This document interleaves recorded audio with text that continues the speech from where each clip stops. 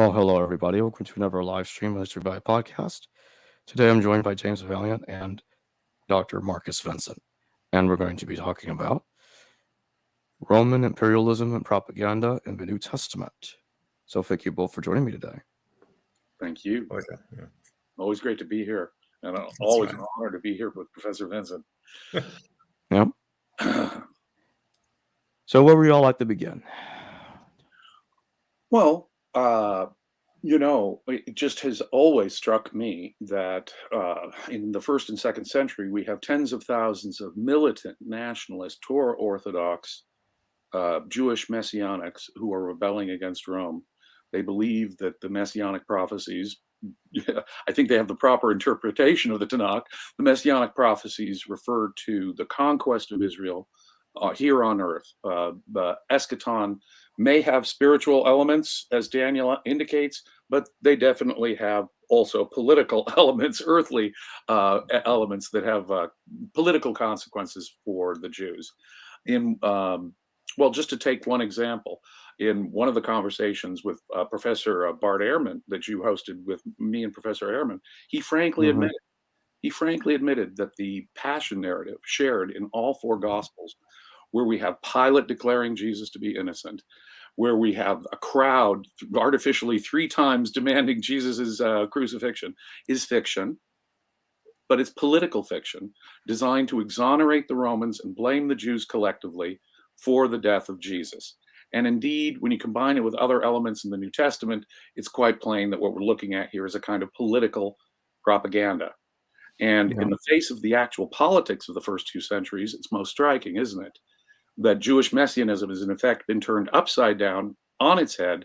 Instead of a nationalist, Torah Orthodox, militant, earthly king Messiah that we're looking for, we now have a spiritualized eschaton.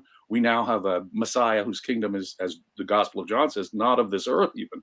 So that spiritualization, that Hellenization, and that political element, I think, can be seen again and again and again, starting with the basic bone structure of the passion narrative in all 4 Gospels. Let me ask you, James, do you think that this type of a physical Messiah, a political Messiah, and messianism, is that potentially also an influx from the Greco-Roman sphere on the Jews? Because when I look back, I mean, we don't have a messianism in the Torah. We only find messianism after the Babylonian exile.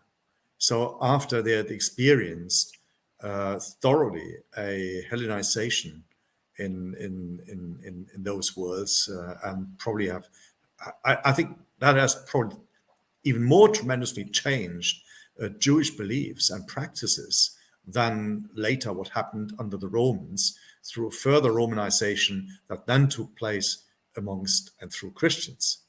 Right. So I'm wondering how you see the impact on the Jewish belief system and even on their practices, on their violent practices. I think you make an outstanding point. We don't see, in effect, a Messiah in the Torah at all. We see it, of course, in the Tanakh prophets. We see it in Isaiah and Ezekiel. They're Daniel. There are chief prophets that are used, and you see it really coming up, for example, among our Dead Sea Scroll sectarians. That's the material that they are very, very interested in. And our Dead Sea Scroll sectarians, presumably starting in the 2nd century BC, do interpret the Tanakh in this violent way, long before any historical Jesus and even before any Greek New Testament was developed. We have Jewish literature that is developing this idea quite independently. And it does seem to me that it's the result, for example, of a return from exile and the Second Temple period. And that's where we can begin to see Jewish nationalism arise. The Maccabees themselves, their successful revolt against Syria and the reclaiming of Jerusalem and the temple, we just celebrated with Hanukkah here, clearly indicates that this is, but you know, the truth is that our real archaeological evidence of Torah Orthodox practice only really begins, or archaeological evidence of Torah Orthodox practice only begins about the 2nd century BC as well. Now, Yeah. I'm confident that we have older Hebrew literature that is Yeah. based on, I'm not like Russell Gumerican, but on the other hand, you're absolutely right. This process of developing a political Messiah developed long before Jesus, and I wouldn't impute it to the Torah at all, but and in fact, the later into the Tanakh prophets we go, Yeah. the more intense this becomes, And especially the Dead Sea Scrolls. yeah, and it comes to full flowering among the sectarians of the scrolls. Yeah. And I'm also reflecting for a while upon the notion that quite a number of elements of, let's say, a pre-exilic form of Jewish practice, is coming back, and it's in a way also preserved rather amongst Christians than amongst what we then call Jews. Guy Strumser has written this fantastic book about the end of sacrifice, where he makes this point where he says, if we want to look for a more traditional form of Jewish practice in the post Second Temple period, then we have to look into the Christian practices, because they continue to celebrate and to highlight the temple and to celebrate sacrifices which the Jews give up. And so he says the more conservative Jews are in fact not across the board, but in particular areas of practice and belief, that Christians are the more Orthodox Jews than Orthodox Jews are. In a certain way, that's absolutely true. I've come to the belief that the theology behind First Corinthians comparison of Jesus to a spiritual temple, well, we all Christians are the spiritual temple of which Jesus is the foundation. I think that can only be a post-war development. The temple is gone. We no longer have the propitiating animal sacrifices required under the Mosaic law. We no longer have the Yom Kippur plea for the forgiveness of the sins of the people by the high priest.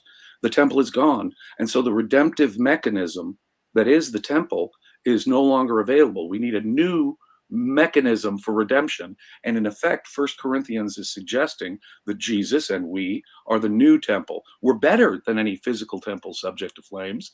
We no longer need such a physical temple, but notice the concern is still there. We need a redemptive mechanism. And if you believe it's true that today, most Jews don't believe in an afterlife because, as you point out, there are big differences between the Torah, say, and implications, say, in Daniel. Exactly, because the Torah doesn't have it. Doesn't have it at all. Whereas we're told by Philo and Josephus that 2 of the 3 main groups of Jews of the first century believed in the resurrection of souls. Yeah. For those Jews who believed in a resurrection of souls, the destruction of the temple would have been a crisis, a theological crisis. Our mechanism for getting right with God, for propitiating our sins and asking God for the forgiveness of our sins is gone. But we have a better one now.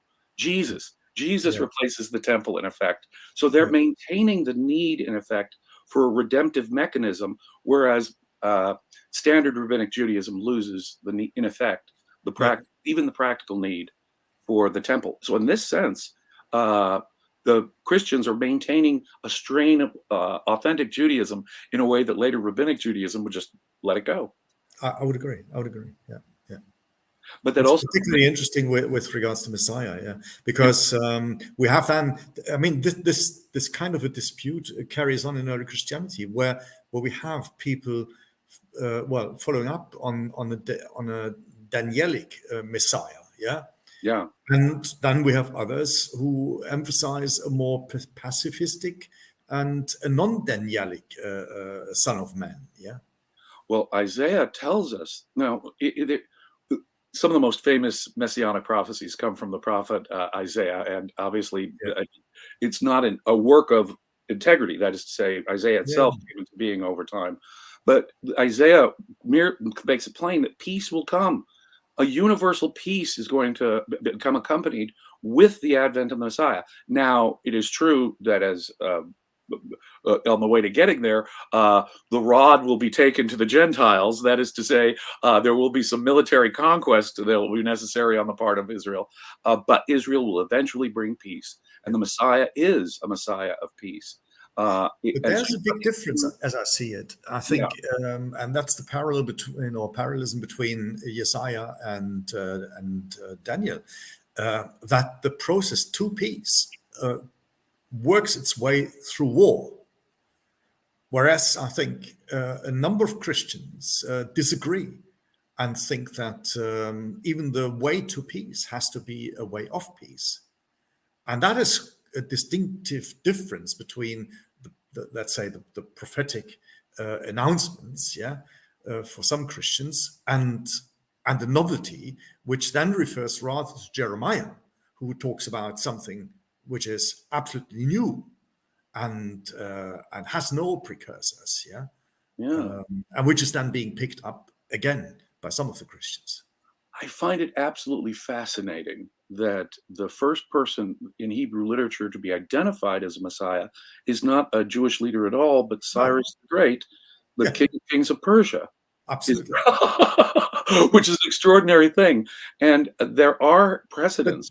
But I think that lends a bit of credit to your overall theory, how closely the political arena is influencing the religious arena. And I think I absolutely agree with you on that. We cannot. This is a time, of course, where we post-Enlightenment thinkers can think of religion over here and politics over here, because Enlightenment philosophers have got us trained that way. But of course, 2,000 years ago, politics and religion were inseparable. The Roman Republic and then the Roman Empire were sacred, divine. The kings became divine, or the emperors became divine. Exactly. The whole cult of the divine emperor. And you can see how, there's so many scholars have observed that the titles of the emperor, the savior, bringer of peace, on and on and on, are lifted by Christians and given to Jesus. Jesus has so many of the imperial titles. I think, again, that's probably one of the reasons when I think about it, that people like Marcion do reject the title of savior. He never uses it. That's a canonical term. That is a canonical term. Yeah. But you see, I think you can tell from my answers that I'm convinced that major elements of the Pauline corpus must date from after the war. That elements of the famous Pauline theology that sort of creates the structure of Christian theology in something like 1 Corinthians is at least important elements of it have to be, in my mind, after the war. And I want to give you another compliment. It's taken a while, I admit it, but I'm there. I think that the Pauline letters were developed in redactional stages, and that we have to acknowledge that the final redactional stage is a post-Marcion redaction. I think the pastorals, for example, indicate clearly post-Marcion reaction. And I think we have to relook at the entire Pauline corpus now in light of a redaction that occurred, say around in the 140s, something that late. You've convinced me, Professor. You really have. It's hard to understand the New Testament if we don't understand it in redactional stages, the final stage, at least, of which is a post-Marcion reaction. Yeah. I mean, that's coming and will become even clearer when I finish the reconstruction of the Pauline letters, which is in the last stages. I mean, it's been accepted by the publishers, and so it will come out hopefully in 2024. Very exciting and important work. Yeah, it is, because I think it's a big step forward, because it allows us to have a look into the stages. Where, for example, when we talk about Roman imperialism today, I mean, as other scholars have seen it already, Hotun has written a very nice book on it, on the question of Roman imperialism and criticism of it. And I think he has a balanced view. But once we have the stages in Paul, we can see even better how the kinds of criticism of Roman imperialism on the one side, and embracing Roman imperialism, like the Jews we have just talked about, how that goes hand in hand, and how that comes in stages and over time. Because I think it's a different matter to have, or to reflect upon the relation between Romans and ourselves after the aftermath of 70, after the aftermath of 115, 17, the revolt in Alexandria, after the loss of the Second Jewish War for both sides, in a way. So that was a terrible time. And I think in those times, a more pacifist view suits better. And I mean, we can see it from Josephus after the First War, right? He sits comfortably with the Romans, yeah. And so I think that's the attempt after the Second Jewish War. One wants to sit comfortably with the Romans and distinguish oneself from all these rebels, yeah. But after 20 years, 10 years, 20 years, time passes on. I think the Romans are no longer that bad, and even people think of doing another revolution, right? So, well, what's interesting is that strict monotheism in an all-powerful God sort of corners Jewish thinking in a way that polytheism doesn't. If, for example, let's go back to the Babylonian conquest. If, for example, the Babylonians do sack Jerusalem and our temple, could God be rewarding these idol-worshiping polytheist Babylonians? No, it's not God rewarding them, and he's the one all-powerful God. And we're his chosen people. We must have sinned. We must have let God down. We broke the covenant. We were marrying foreign women and worshiping idols, the standard theme that we get in the Tanakh. And so when you're a monotheist and believe in an all-powerful God, and you're the believer in him, if you're defeated by a foreign enemy, whether it's the Babylonians or the Romans, you now have a sort of theological crisis. Look, the all-powerful God can't be rewarding our enemies. We must have somehow failed Yahweh. We must have somehow misunderstood our own text. And now we have to rethink everything. God is sent us a message. God has spoken with the destruction of the temple and our loss, as you point out, in 2 major wars, 3 major conflicts in the late 1st century, the early 2nd century. What is it is again, a theological crisis, I think, for monotheists. If we are indeed God's chosen. Absolutely, I agree with you. I just need to switch off rethink background noise here. But in effect, we do have to rethink the concept, in effect, of Messiah in the wake of the Roman victory and the destruction of the temple. Yeah, no, I agree with you. I agree. And this led, I think, there were already, as you observe, Roman cooperating Jewish intellectuals, Philo, Josephus, and we can tell their politics are pro-Roman, but notice what they're doing. They're sort of Hellenizing it. They're making it comfortable to a Greco-Roman world. And I think that our Greek New Testament, that's exactly what we're seeing. Jewish messianism being assimilated, in effect, to the Greco-Roman world. The politics is not very controversial. Anyone reading Romans 13 can see that what Paul is saying isn't just we're getting along with the Roman government for practical reasons. No, the government is God's appointed agent. You have to subjugate yourself. And taxes and paying your taxes and not rebelling, that's a matter of conscience and morality, not simply a matter of practically getting along. And the last word on that in that section is to honor them. It's not just paying taxes. And indeed, in the Petrine literature, we actually have a reference: honor the emperor, straight out. Yeah. But it's not merely the politics of it. Jesus befriends tax collectors. Jesus declares of a centurion that he has more faith than anyone in Israel. Wow, those are pretty big statements, especially in the context of the Jewish war. It's not just the politics, but it's the theology. We're seeing major theological changes that are assimilating Jewish messianics into a Greco-Roman world. And so a lot of scholars have noted the parallels between, say, pagan, dying and rising gods. And I can only think that the wider religious context of the Hellenistic and Roman world was having an impact.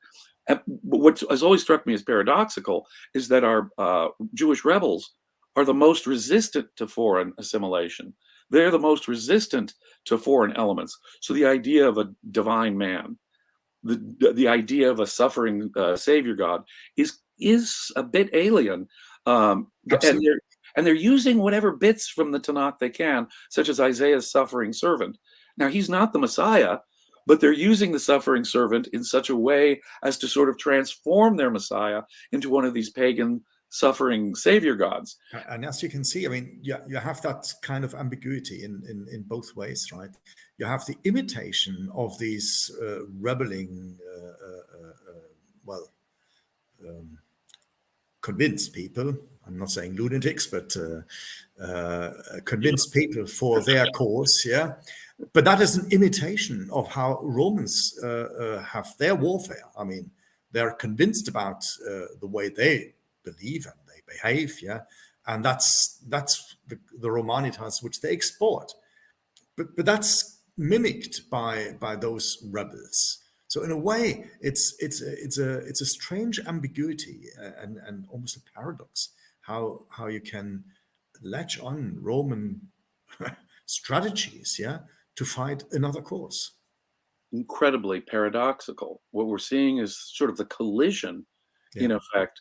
I mean, the collision is plain. We have wars going on. yeah, We have the exactly. destruction of Jerusalem, the expulsion Yeah, of the Jews. Josephus may be exaggerating the casualties of the first war, but he says 1 million people died. In any event, it was obviously a large, somewhat cataclysmic war that took more than 3 legions of the Roman army yeah, to just in the first war to contain.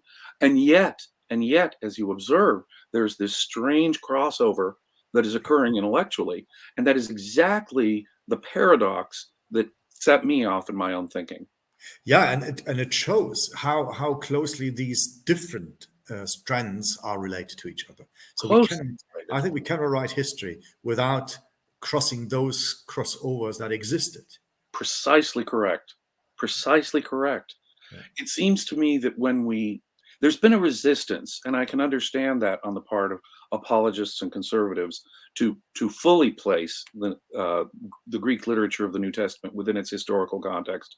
But when you do, it's amazing how suddenly a whole package of explanation and causal understanding and opens that's up. one of the strengths of Jacob's channel here. I mean, to really elucidate on a number of those areas and fields. I mean, there are so many we have to talk about. Yeah. Interestingly, just because you mentioned Romans 13, this is a passage which is absent from the earlier collection of Paul's letters. Yeah, so it seems like 1 Clement 60. I mean, it seems that at a slightly later stage, yeah, we have an even more accommodating attempt to get along with Roman bureaucracies and with the empire, to play into the empire's strategy and so forth. So much of Romans is already Yeah, not assimilation as its motive. And you can correct. clearly see one of the major themes of Romans is this: no, Gentiles can join us. This assimilation motive. It is interesting to me that your work can show us a development of this Yeah, to the point of saying, no, we finally reached the point where we say, no, the Roman government is the appointed agents of God. And that's yeah, sort it of is. the Yeah. climax of this development. And it appears to be around the same time as Mark Aurel then has a grip on the government and on the people, which he needs because we are in a pandemic. I mean, these were pandemic times. Yeah, he didn't persecute people because he wanted to persecute people, right? But he wanted to get the people straight and survive the pandemic. But it seems that around those times, Christians also aligned themselves more than ever before with the Roman government. I want to ask your opinion once more about Mhm. Philippians. In Yeah, Philippians, we have an extraordinary situation.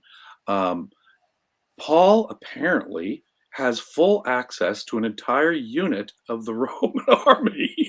He says the word has become known throughout the Praetorium. Everyone in the Praetorium, and many people have implied that that means the Praetorian Guard in Rome, but whether it's in Rome or some other Roman Praetorium, some other military facility, it's plain that Paul is sort of boasting that he has full access to an yeah, entire Roman military unit. yeah, Furthermore, he's saying that he has multiple contacts within Caesar's household. Now, in those days, it was very rare for anyone to have contact with even slaves in Caesar's household. I mean, although it's a big household, and Caesar has operations throughout the empire. I have no doubt things that even might be called Caesar's household outside of Rome. So there's controversy as to whether or not this was written in Rome or all of it. And I've always believed that Philippians looks like a compression of letters.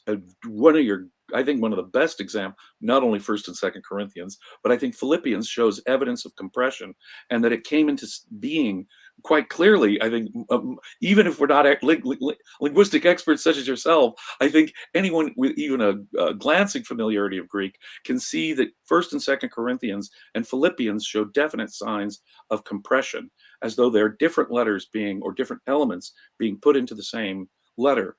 And yet in Philippians, we have an extraordinary combination of things. He says he's got multiple contacts in Caesar's household. He says he's got full access to an entire praetorium, apparently an entire military unit, maybe the Imperial Guard at Rome. That strikes me as an extraordinary set of connections that are being asserted about Paul. Whether it's someone asserting it in real time, I actually have this, or even if it's later ascribed, added, this was what someone wants us to believe, that Paul had that kind of government cooperation from Rome. Absolutely. I mean, when I'm just looking at the text, those elements are all absent from the earlier version of Philippians. So there's a whole story which is built around this close contact to the emperor's household, yeah? and you can see this plays into the late 2nd century, where, of course, in the meantime, there are inroads into the proximity of the emperor's household, no doubt. But there's the story built around, and compressed. I'd say when we look into the Pauline letters, as we can reconstruct them from the evidence that we have and from the lexicography that we can look at, these letters are a maximum a third in length as we have them today. And it's interesting. We have a very similar ratio when we compare the earlier version of the Ignatian letters to the expanded version into the 7-letter collection. So we have 4 more letters, and we have about 2/3 more of text.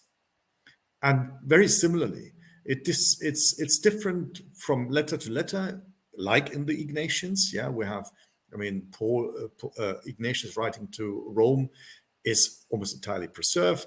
Writing to Polycarp, there's not much addition, but to the Ephesians, we have more than 2/3 length of that letter in the 7-letter collection as we have in the 3-letter collection. And so Philippians, I think, compares rather to Ephesians of the Ignatian letters. So we have a stock of core ideas, but the whole, particularly the historicizing moments and the links to Rome, you can bet on it. These are always elements which you don't find either in Philippians or other texts of these letters in the earlier versions. And similarly, what we see in the gospel development, it seems to me, is an increasing anti-Semitism. One can see, absolutely. I think one can see it even in Mark, but more than that, I think that as the Gospels develop from the Synoptics to John, you can really see a dramatic increase in the directly anti-Semitic. Not only pro-Roman elements are increasing over time, but it seems to me anti-Semitic directly. And you can see that in Acts as well. Yeah, it picks up this one idea which only remotely appears in Luke, that the Jews are killing their prophets. And this is I think repeated 7 times in Acts. It's like a refrain that runs through it. Yeah. So this and again horrible idea that the Jews are killing their prophets. Killing their own prophets. You know what I find extraordinary? One of the triple traditions within the Synoptics is the vineyard parable. Yeah. And it's clear that the vineyard with the watchtower and the wall is a metaphor, if you will, for Israel itself. And the owner entrusts various people. In fact, they betray him. He'll send his agents to make sure the vineyard is being proper. They'll mistreat his agents. He'll send his son, his beloved son, and they'll kill his beloved son. And therefore, the Jews will, in effect, metaphorically, be dispossessed of the Holy Land. So the vineyard parable is simply telling us it has to be, it seems to me, a post-war development, because That's exactly what I'm writing in the latest book on Christ's Torah, which appeared last week, and I have a small chapter on that parable where I place it into the after-war situation, and where I show, because the parable is missing in Marcion's text, so we don't have it in the pre-canonical gospel, and it appears to be an answer, a strong answer, right, with exactly the tendency that you describe. I am forever fascinated at how our work, I mean, I do not mean to compare myself to you. No, you can, of You're course. one of the greatest linguists working in the world today. You're an expert on iconography in a way I could only ever hope to be. But the point is that I'm astonished again and again at how our work continuously dovetails Absolutely with one another. Yeah, At least that's a real beauty for me too. Yeah, the New Testament, at least as we have it, as it came into being in the 2nd century, is a pro-Roman, ultra-Hellenized, and in a sense that's paradoxical when you consider the Jewish messianism of the 1st and early 2nd centuries. And that has not really been addressed by historians adequately at all. And I think it'll take a combination of both the consideration of, say, the political metaphors that I'm drawing out, but more importantly still, your linguistic analysis of how this literature came together. And I think that's where our focus needs to be in this scholarship. I agree. I had an interesting conference I went to last week in London, where we also discussed the placing of, the conference was on staging early Christianity, so the relation between Christians, the theater, the stage, and so forth. And we had one contribution which was giving us the reading of Mark's Passion narrative. Of course, that's an extraordinary text, 22 verses on the dying of somebody on the cross. The longest text we have on somebody dying on the cross. And the case was made that this might be some kind of ridiculing the processing of Titus, and ridiculing that the Romans celebrate their victory by then writing a story about the passion in a way which picks up elements from a processual staging of this process, and therefore flipping the side. Yeah, my concern then was just that I mentioned in the discussion. I have difficulties to believe that if you lose a war like the first Jewish war was lost by the Jews, that after this kind of a procession with all the glamour of the Romans, yeah, showcasing thousands of Jews who are then being sent, I mean, the surviving Jews who are then being sent into the gladiators' circuses around the empire, that you sit down as a Jew and write a mockery about that, where you have family members being showcased and being then killed in the next months. And I have difficulties to believe that. So I said, I could more easily believe that a text like this one, if we take it for being a mockery, that this is rather written in the aftermath of a war which the Romans admittedly have lost, as the Jews have lost it. So the Second Jewish War. And again, I think that your insight here is very powerful. I think the Second Jewish War needs, I myself, obviously in my own work, I focused on the First Jewish War. Yeah, of course. And I think that was much too narrow a scope. And you have been primary in convincing me that I need to expand my own focus to include the impact on the Bar Kokhba revolt, which I think I now begin to see had an impact on Christian literature. And Alexander before. So we have an increasing force, right, between and clash between Romans and Jews, yeah. But the disaster of the Roman Second Jewish War is underestimated, I think. Still today. That is true. That is absolutely true. The Romans themselves were having to cope with the aftermath in a way. Tremendously, Yeah, tremendously. exactly right. For decades, it remained in the memories of the Roman emperors and of the historians of Rome that this was the biggest, probably the first defeat in Roman history. There's no other way to really look at it other than the fact that the Romans were they felt disheartened, in effect, by the efforts that they had to put into it. And there's no way of looking at it. And in fact, Hadrian's successor, Antoninus Pius, is kind of a long, boring emperor because he's trying to settle out, Exactly. the world Yeah. after this cataclysmic conflict. Precisely. I have to agree with you as a Roman historian. I Yeah. have to agree with you that was the psychological state of Rome in the middle of the 2nd century. And I think that gives us a place to play staging and mockery and all the rest of it, right? Because that was a different game, yeah.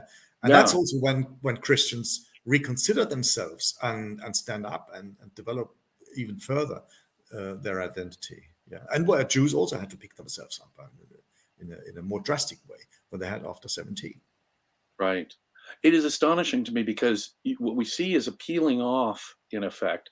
Rabbinic Judaism becomes, and I mean this in deep respect, Yeah, a debating society.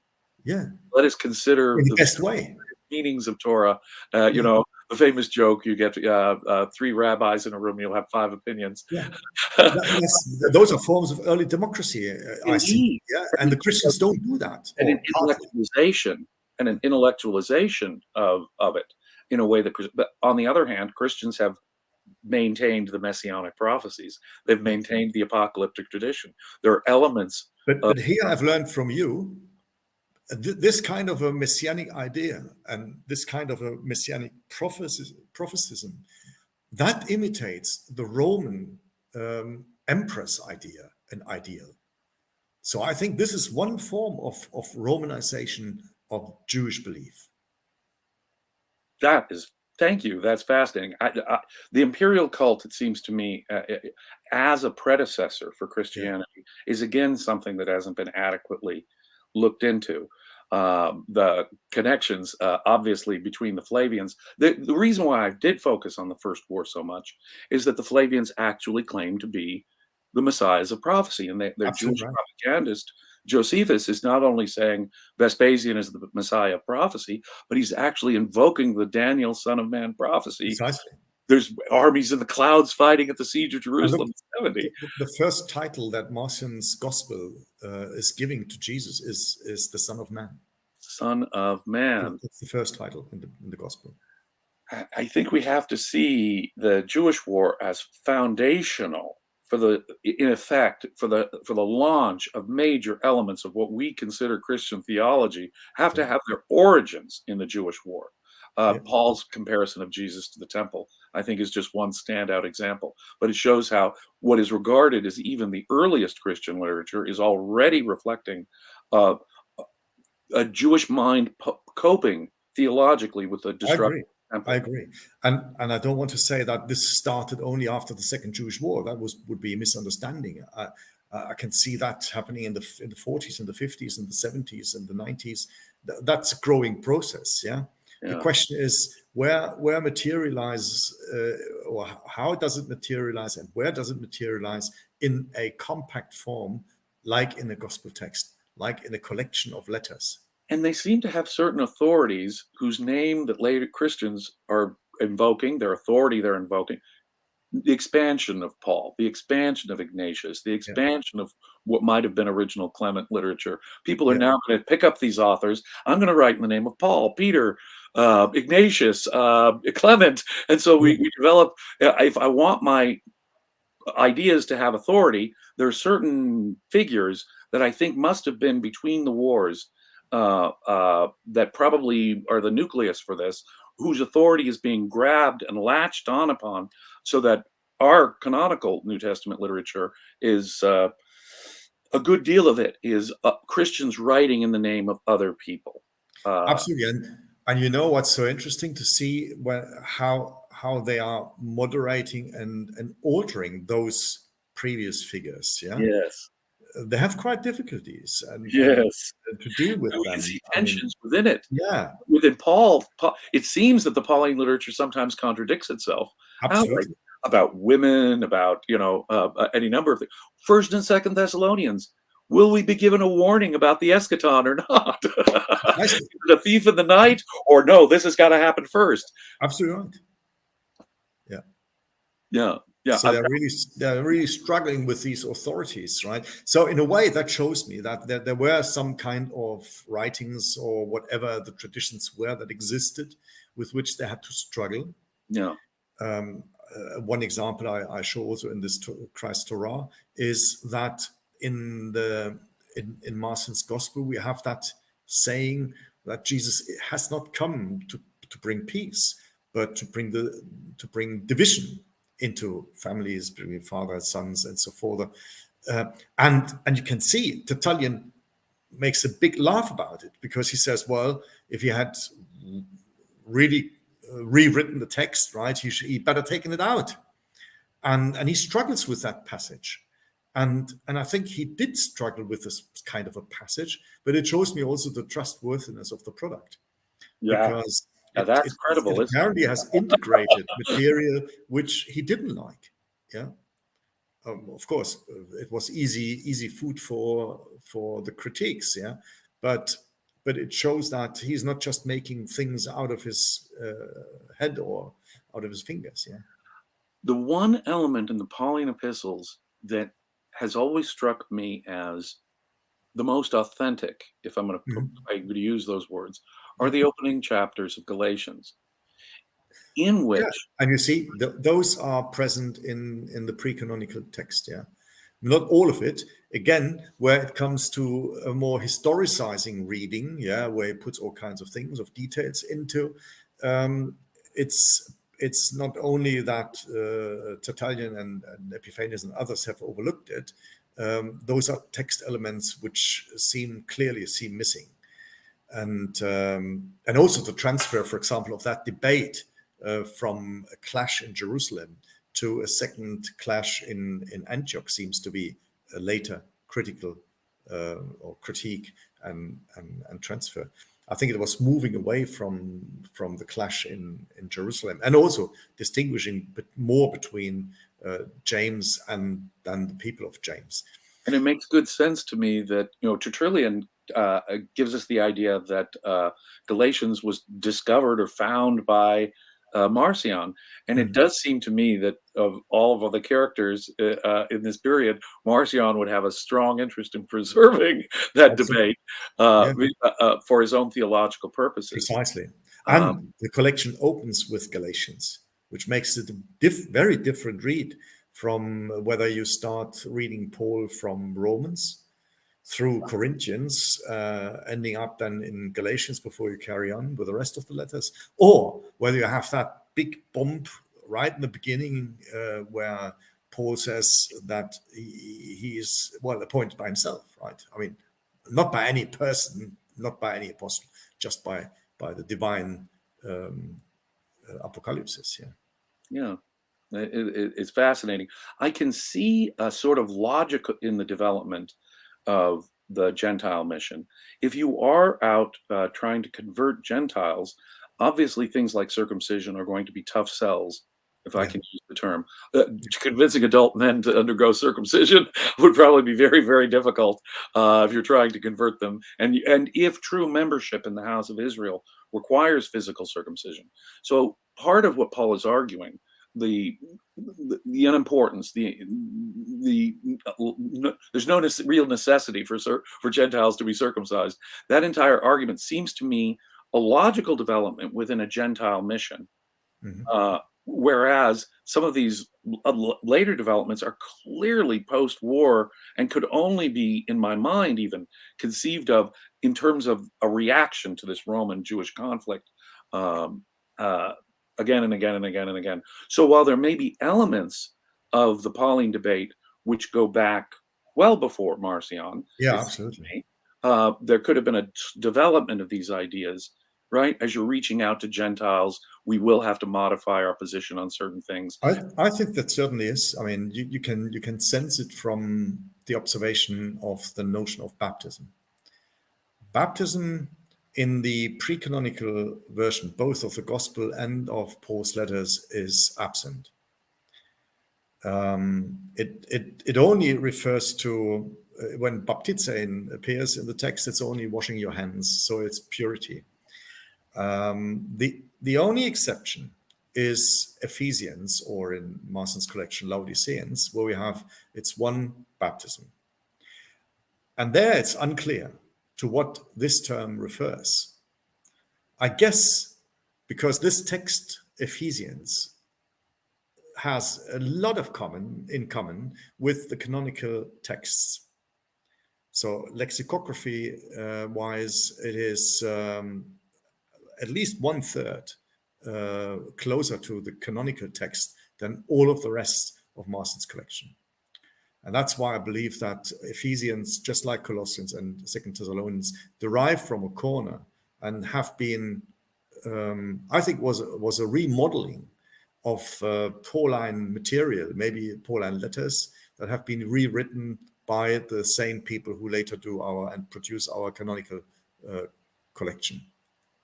So, if I'm not mistaken, Marcion has received these 3 letters from this canonical corner. And that's why the term baptism appears for the only time in Ephesians. But interestingly, I think when Marcion read this text as he got it, he didn't read baptism in the terms of as we do it today and as the canonical version then does. So it's not baptism. I think it is, if it is baptism, then it's at best John's baptism. John's baptism. The role the Baptist plays in the Gospels. Of Jesus. Yeah, the Baptist. John the Baptist. That's the only way I can read it, because the term and even baptizein never refers to where we would refer it to, right? But it repeats itself then in the canonical collection, and then the term becomes loaded with a different understanding of baptism. I'm just saying that because I think it shows that while in the beginning we have to debate about either circumcision or no circumcision, there was not immediately, I think, a replacement for becoming a Christian. People were admitted to become members of the community, and that's why the conflict is so difficult, because there's no alternative. I see. People who are joining Christians, they do it as the Jews did, namely just without being circumcised. Right. But there was no rite, there was no ritual, no sacrament. You need an initiation rite. Joining the community. Yeah, that's right. Why it was such a hard sell and such a heavy debate whether or not to continue with. Of course, that makes baptism I had not considered. And baptism is a 2nd century development. Fascinating. As an initiation rite, baptism takes on an entirely new meaning in Christianity, but only sometime in the 2nd century. Well, only from the middle of the 2nd century onwards. Oh, that is fascinating as a thought. Well, I never walk away from a conversation with you without learning something very fascinating that gets my own mind working. Thank you, Professor Vinzent, again. Wow, I love talking to you because I love discovery, and you are a major source of forever an infinite source of insight into this material for me. Thank you. James, you want to say something? Yeah, I do have a couple of questions. Sorry. Yeah, I do have a couple of questions, but before I do, there's some super chats that have been waiting. Nathan, thank you for your super chat. Just wanted to support 2 offers of some of my favorite books read this past year. Love the channel, Jacob. Well, thank you, Nathan. Thank you, Nathan. Thank you, Nathan, very much. Salama, thank you for your super chat. Love these discussions. Gets to real understanding of the context of these writings and pseudo writings. Is ancient clickbait a way to get your work attention? Well, I hope it's not just a stunt to get people's attention. You know, there are billions of people who sincerely believe in Christianity, and it's not my goal to take something precious away from anybody that they value. But the first part of the question, I think, is important. I think for serious students, context is all important. And placing this literature into its contemporary political as well as religious and philosophical and cultural context is vital to our ability to understand it. I think it's our role as historians, to place it into its context so that we can best understand it. My goal is not to rip something away from someone that is precious to them. Well, I entirely agree, James. Probably I read the same question with Salama. You might clarify, but I read the second part even a bit differently, namely that writing pseudo writings, pseudo Pauline, pseudo Peter, pseudo Ignatius, is an ancient clickbait. It is propaganda. It is. It needs. I mean, it's quite interesting. Once you write fake literature, you need authority to it. Because you yourself are a no person, like I am a no person. So you need to have a cloud, And if I can refer to somebody important, well, then the shine is yours, right? And this was certainly the way. I mean, most of the writings we have in the New Testament, except for exactly those 10 plus the Gospel, 11 writings that we have in Marcion's collection, all other writings are pseudonymous writings. So only Marcion produced a collection which has no pseudo writings, but only writings which refer, for some good or half good reason at least, to authors. The Gospel, he hasn't given a name, so he was honest on that. And the letters that he credits to Paul, I think from my reading, have something to do with Paul, although they have been heavily redacted and rewritten already by Marcion, and even more though so in the second wave. It is simply a fact that our earliest fragments of New Testament texts cannot arguably begin until the middle of the second century. Our first real confirmations from other authors of the contents of this material don't begin until this, the middle and the second half of the second century. Before that, all we have are what we regard as the text of what we regard as the authentic Pauline material. That's it, ladies and gentlemen. It's these texts. And so it's the work of men like Professor Vinzent here, which is our best hope in trying to unpack that, which is our earliest material. That earliest, if we can use the best scientific techniques we can to get at the development of Pauline literature, that's our best bet for understanding how Christianity really came into being. And as I say, because of Professor Vinzent, I've become convinced that it developed in redactional stages. Its important theological developments are clearly post-war, and the final redaction has to be post-Marcionite in 140, say. That's my view. Yeah. I would even post the second stage. Again, I think we will come to it once the book is out. We will be able, I think, to show even a bit more refinement in the stagings, as I've just said with Ephesians. But that's something for a later discussion. But what is quite clear, and James, I would fully subscribe to that. I mean, what we're doing is serious research in unpacking something which is extremely complex. And it is tedious to unpack at times. It needs praise. I do not want to interrupt you, sir, but the praise I have for the depth and the complexity of the work you're doing. All we have are these texts. Yeah. And what you need is a genius linguist like Professor Vinzent to go through it with a fine-tooth comb to see what we can and can't say with clarity about how it developed or what's most likely in the development. And so that's the importance of Professor Vinzent's work, people. I cannot underline and stress this enough. If there is a hope for understanding how Christian theology came into being over time, it's scholars like Professor Vinzent who are going to give us the best evidence for that. Yeah, we have to be careful. I mean, we're never writing further dogmas. Yeah, it's always work in progress.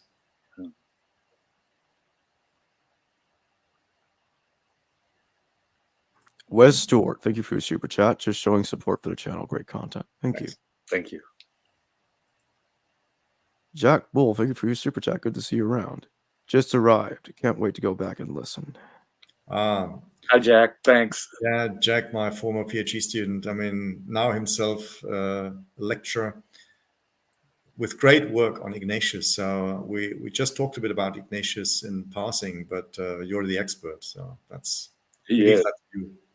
Yeah, Dr. Jack Bull is the Dr. Jack expert on. I like to call him that now too. On Ignatius, no question of it. Yeah. So this question's for you, Marcus. What do you think about the anonymous prologues to the Pauline epistles? I know that there are scholars in the past that suspect that Marcion actually wrote them, and I was curious about your thoughts on that. Yeah, I did a critical edition of these prologues in my book on Marcion, the 2014 book, because they appeared at the time. They appeared to me an interesting material. So far, it was an interesting story about these, the discovery of these prologues, which only exist in the Latin Bible. Yeah, quite interestingly preserved in Latin Bible manuscripts. The initial idea in the early 20th century, when they were discovered or read, was that they were written at least in the environment of Marcion, if not by Marcion himself. So that was the initial reading of them. Then came particularly the Beuron colleagues who worked on the Latin Bible and who are producing the critical edition of the Latin Bible. They disagreed with this position and meant that anybody could have written these types of prologues. But the main reason why they were skeptical about the earlier position was not by the content, but by the question, how can a heretical author's text, prologues, by some of the great heresists of the church, how can these prologues be making their way into a Catholic liturgical Bible? That was their problem. And then they relied on two evidences. They were saying, well, in the Syriac tradition, we also have similar layouts and indications that the collection that Marcion put together with these letters of Paul, he only adopted. Because if the same letter collection is known in the Syriac tradition and then in the Latin West, that can only mean that Marcion hasn't put a finger to these texts, that he adopted these texts without changing them. Fleming just wrote a PhD a year ago or 2 years ago with the subtitle. It's a PhD on Ephesians in the Marcionite collection, and the subtitle is Marcion didn't alter a word.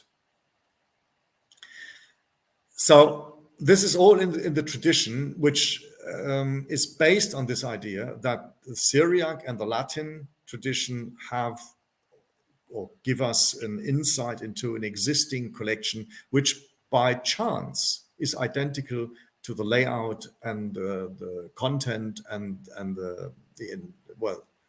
everything that we know from the Marcionite collection. My skepticism with that, and that's what I published in 2014, was that the Syriac tradition that is invoked and the Latin Western tradition that is also invoked are exactly those two traditions that we use for restoring Marcion's text. Hence, all Marcionite scholarship has always relied on not only on Tertullian and Epiphanius, but precisely on people like Ephraim in Syria. Because when Ephraim gives his homilies on the gospel, every so often he gives us exactly those variants that Tertullian knows as the Marcionite variants. So to invoke the Syriac tradition to claim a pre-Marcionite collection is a bad start. And the same happens in the Latin West. The Latin West is, again, a Tatianite, so Tatian's harmony is being used. The oldest manuscript that we have of a Bible in the West is the Codex Fuldensis. And the Codex Fuldensis doesn't give us 4 Gospels as we know them, but gives us a harmony which is close to Tatian and every so often close to Marcion's text, which is also a 1 Gospel text. Frighteningly close sometimes to Marcion. So what we've got is those people who have claimed a pre-Marcionite collection of Paul's letters claim exactly the traditions, which are the Marcionite traditions. So if you had a Greek text with which you could make the claim, or somebody knowing in the Greek tradition about a pre-Marcionite Pauline collection, that would be different. But you cannot have a circular argument by invoking exactly the basis of the Marcionite collection to make them the claim that they are witnesses for a pre-Marcionite collection. So that's what I said in 2014. The first thing that I said. The second thing what I said is what nobody has seen so far. And interestingly, in the entire debate in the last 9 years has not been either refuted or being even picked up, was my second observation, where I show that Tertullian, in his descriptions of the letters, particularly in the beginnings when he starts commenting on the individual letters of Paul, seems to know these prologues already, because he gives us precisely, sometimes literally, the content descriptions for the letters that we find in those prologues. Hence, the prologues seem to have existed when Tertullian was writing his commentaries. And that removes, I think, or at least it indicates, let's put it mildly, it indicates that these prologues were already combined with Paul's letters in the Marcionite collection. I then say whether Marcion has written these prologues or whether some scholars after him, but there's not much time between Marcion writing or putting together these Pauline letters and Tertullian 60 years later knowing already the prologues. I was then confirmed a year after the work appeared. We have Scherbensky, Eric Scherbensky, who wrote a fantastic book, a very thorough book on canonizing Paul. That's the title. And he makes, independently from me, he came to exactly the same conclusion from a different pathway. So he shows that the old claims against a Marcionite authorship of these prologues have been based on some forms of idealized readings of these texts. And I think he has a thorough chapter which have shown, and ever since, I think, the scholars who have read Scherbensky and myself are now siding with us. There are a few who don't read Scherbensky, and probably not me, that's okay, and who still continue the old Boiron tradition. But as I say, not on very, very solid grounds. I wouldn't say so. These prologues, though, have a mid-2nd century provenance. Yeah, I think so. See them as that early. Yeah, exactly. And that is... when you read, I mean, I've now, in my reconstruction of Paul's letters, I always put them first and show, although they are just and only preserved in Latin, but I give a translation of that. I don't want to retro-translate them into Greek, although would be quite easy to do. But the interesting thing is it's just preserved in Latin, and I think I wouldn't like to give not a genuine text in a reconstruction. I try to be close to the letters that are preserved. Yeah, so that's why I don't translate them into Greek. They're likely Marcion, or at the very least, a close student of Marcion who wrote this material. Yeah, I mean that could be, it might be. I mean this could simply be the translated version of a Greek existing prologue, which is being lost. Because I also think, for a very good reason, or for many reasons, that Marcion's collection, both the letters of Paul as well as the Gospel, was produced as what we call a bilingual edition. I'm not the first who had this idea.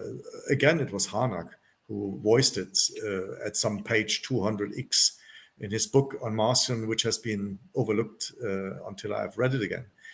And he claimed already that he cannot understand Tertullian otherwise. Otherwise, right. Sometimes Tertullian says that what he reads in Latin.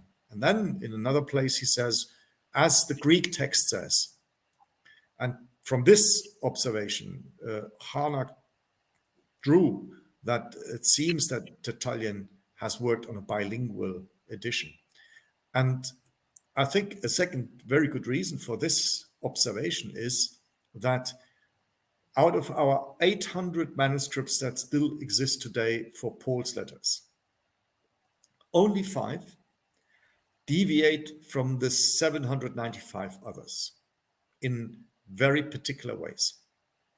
5 manuscripts that we have do not give us the addressee of Rome in the letters to the Romans, but state that it is written to the people of love. Just these 5, all 795 don't do that. Only these 5 do not have the verse that women should shut up and obey to their men. Only these 5 have these 2 verses in a different place. And only these 5 miss out the letter of Hebrews. And I could carry on with a number of other smaller observations. What I'm just stating by that, these 5 share a lot with the Marcionite collection, which the 795 don't. And it seems that as these 5 I forget the most important element they share. All these 5 manuscripts are bilinguals, have a Greek text together with the Latin translation. So what we can see is that out of our 800 manuscripts for Paul, 5 come close in a number of features to the Marcionite text, and all these 5 are bilinguals. And I think that is another stepping stone for me to believe that Harnack was right, and that what Marcion produced was, which is clear, in a city like Beirut or in a city like Rome, where you have a strong Latin followership and a strong Greek educational tradition. You have to produce a work which you want to spread straight away in a bilingual text. So there's too many parallels there with these 5 to what we would expect from Marcionite to be ignored. Simply too many connections there. Exactly. And you can see on the final point there, you can see in the Roman literature all over the place. To them, that Latin Greek bilingualism is the sign of an educated man in ancient Rome. Yeah. We're told Germanicus could compose extemporaneously in both Greek and Latin, and that was the sign that he really knew what he was doing and could. And clearly, that was the way you'd sell your ideas too at the time. And I think when those texts were remodeled by the canonical tradition into the new Paul of 14 letters, I think the Latin West seems to have adopted the Pauline texts in a later Latin translation, but they have adopted the earlier prologues. That's what I think would be my answer. Absolutely fascinating. Ladies and gentlemen, the important thing to understand about what Professor Vincent's work is, no, it's not receiving nearly the attention that it should be. It's the most exciting, cutting-edge work done in critical Bible scholarship today. But I just want to say that what you're hearing here is the most consistent with my understanding of Roman history. It fits the cultural and political dynamic of the first and second centuries so well, so much better than previous models of the development of Christian ideas have. I urge all listeners within the sound of our voice to check out the material that Professor Vincent is talking about. Thank you so much, James. Read the work of Badun, read the work of Vincent, and you'll get a whole new perspective, a whole new way of looking at some of this material that'll give you insights, as I say, that I'm still getting insights. I'm still harvesting the treasures from the insights that you'll get from Professor Vincent. Thank you so much. I do have some of my own questions about the pastorals.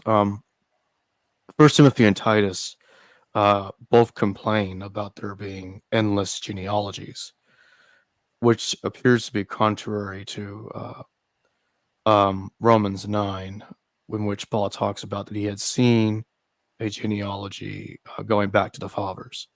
In Romans 1, he talks about Jesus being a descendant of King David. And in First Timothy mentions an antithesis, which I know that previous scholars have noticed that might be a reference to Marcion's antithesis.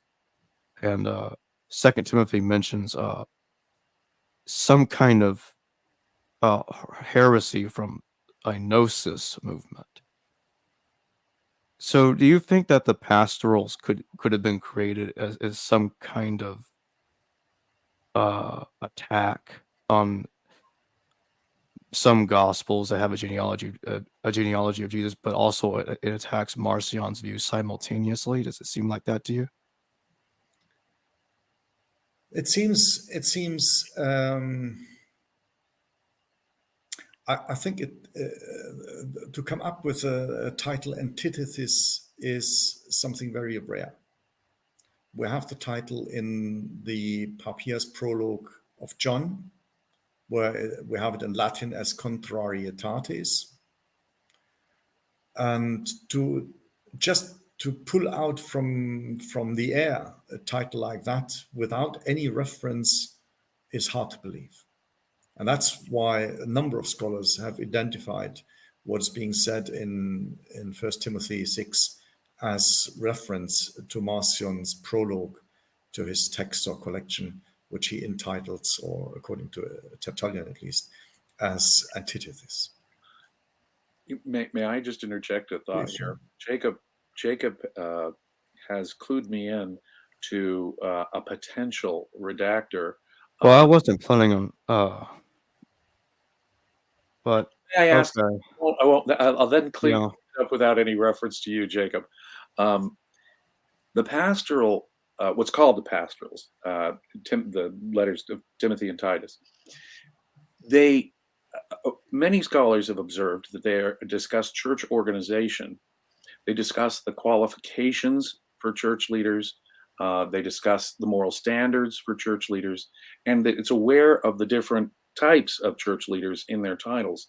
In one point in, I think it's Titus, he's saying appoint bishops in all the districts of Crete. That seems to be coming from a leadership, from a position of serious authority. Yeah, that top leader within Christianity, honestly, could be setting qualifications for bishops and presbyters and their code of behavior, and setting out instructions, appointing. All right, I guess I'll go ahead and just go in it then. But so what happened is, for the second part of your question. So what happened is. Sorry. No, it's fine. I wasn't sure if I was ready to talk about it, but we have the perfect person to talk about it. Yeah, let me mention him. So I told this idea of the Valliant recently, that the pastoral epistles looked like it was written by a bishop to me. with some That authority. was But be careful with bishops in the 2nd century. To Irenaeus, for example, I think he has no clear view of a difference between presbyter and bishop. right. So Okay. that becomes clearer Well- later, yeah.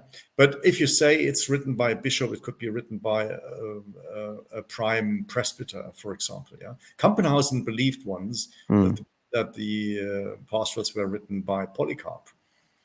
Yeah, I remember that. Yeah, whether that's right or wrong is, Well, it is really another has matter. someone of quite a bit of authority. But what Right.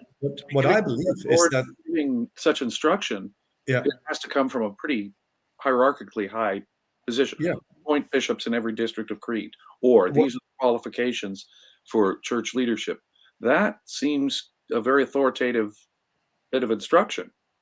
but I would like to distinguish between people who have produced, let's say, the Vorlagen or the preparatory text of texts, and the people who then start revising them and putting them into collection. And I could easily imagine that maybe the text was written and with a critical view on the genealogies of the Gospels. We have only 2 that give us genealogies, yeah, Matthew and Luke. And we know in the 3rd century by Dionysius of Corinth that the genealogies were disputed and discussed and were not just liked. And then we have manuscripts where you get the genealogy of the one in the gospel of the other for harmonization reasons, yeah, because these genealogies do not match up. They don't. Yeah? So the genealogies were a problem. Whether the pastorals are criticizing these genealogies is possible, but potentially when the pastoral letters were included into the New Testament as parts of Paul, I don't think that people who read the text at the time, but that's now hypothesis, right? I wasn't there. But I guess that the people who have read these texts, and as Tertullian, for example, reads them, is that it is a statement against a Valentinian form of genealogies. And I think that makes a lot of sense because Irenaeus discusses at length in his book his 2 arch opponents, and these are Valentinus and Marcion, quite often side by side. And I could imagine, whether originally written as such, I don't think so, but probably yes. But at least when these pastorals were added to Paul's collection, they were seen as a defense against Valentinian and Marcionite readings of gospel texts and of Paul. So I want to ask you, I know you said to be careful with the word bishop. I totally understand that.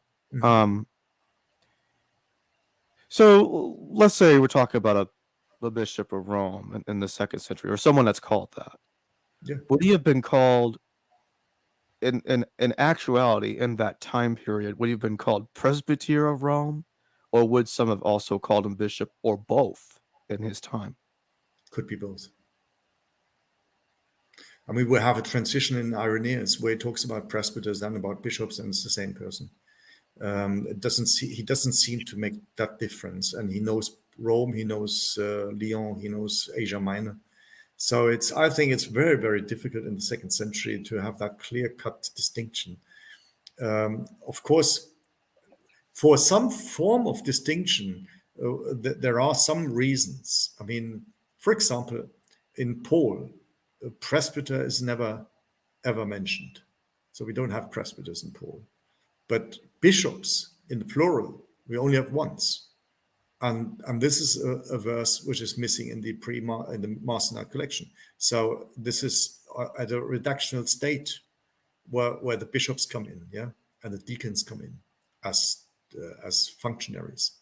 In Paul, we have poistamenoi, people who stand in kopiaroi, people who do something.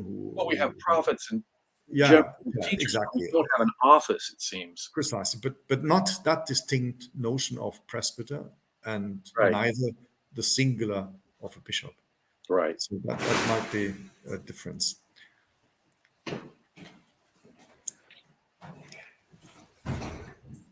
Okay, now I want to ask, because I can't help but think that that there must be that there must like I noticed that in scholarship, this idea is not really discussed, at least not that I remember, about a partial authenticity of the pastorals. Because I've wondered, could there Partial. have been partial authenticity? Okay. Like, could Paul have actually written real letters to Timothy and Titus, and that's what the forgeries are based upon? They're they're either so they're either so beefed up that it's difficult to tell which parts of it are authentic, so it would give the appearance that none of it is, or they're just total replacements of letters that he may have written to Timothy and Titus that are just totally I lost. mean, that is, of course, hypothesis on hypothesis, right? I mean, what we've got is these letters, yeah. We know when we do a lexicographical comparison that these letters are pretty different from other letters, yeah. So that something could have existed before all of our texts, that you can make the claim, and you can never reject the claim because it's claim. What we've got is what we've got. And what I can say is that in the Marcionite collection, which is the earlier collection, the pastorals are missing, as is Hebrews missing, and that in the 14-letter collection, we have all 14. Now we can see that in the Marcionite collection, the name Timothy never appears. Never. And that in the 14-letter collection, suddenly Paul becomes the co-writer of, or Timothy becomes the co-writer of a number of Pauline letters. Timothy is being introduced in 1 Corinthians 4, where there's a big praise being made that we should all trust Timothy because he is his closest co-worker, and what he's saying is true, and so do believe him. So it is an authorization of Timothy. But what it is, I think, it is not only an authorization of Timothy, it's an authorization of these new letters that have come in. And again, you have the same form of what I call setting hyperlinks in the Ignatian letters. We have only 3 names in the 3 letters of Ignatius. We have a whole raft of names that not only appear in the new letters, which are added to the 3, they now suddenly are inserted into the old 3 letters.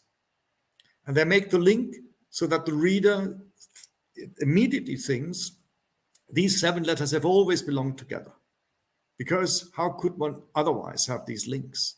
And this is exactly the reason why we have Timothy in the opening addresses to these letters, because they introduce the writing of Paul to Timothy.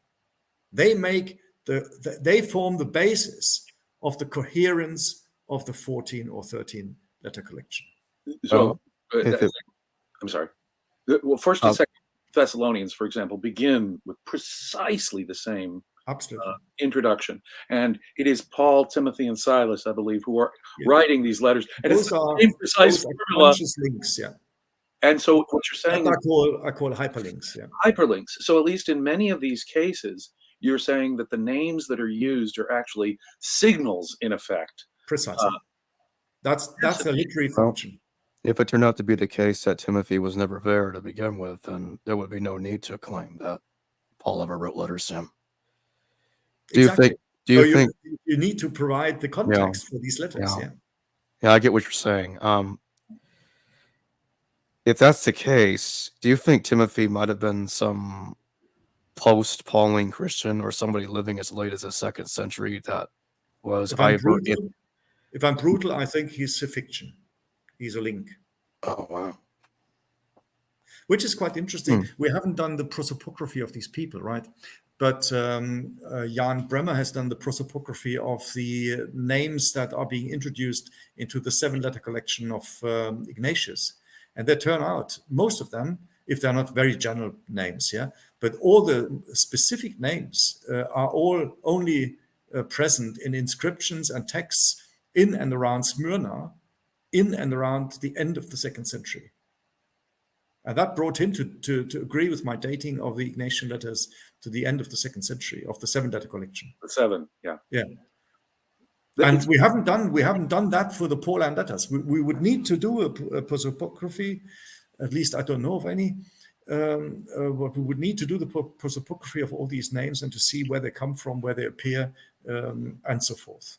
What would you make, going back to Philippians, of names like Clemens or Epaphroditus? Clemens, who's written the Book of Life, and Epaphroditus, who supplied me with all my needs. Yeah, Clemens is a good name because then you have the Epistle to Clement, or the Clementine epistles. So you have these links automatically, which you do, right? And the more obscure names, of course, if you write a fiction, you take a name which has never appeared elsewhere. Yeah. I need to look a bit at my clock, because at past I would need to make a move. Is that okay? We've taken an hour and a half of your precious time, sir.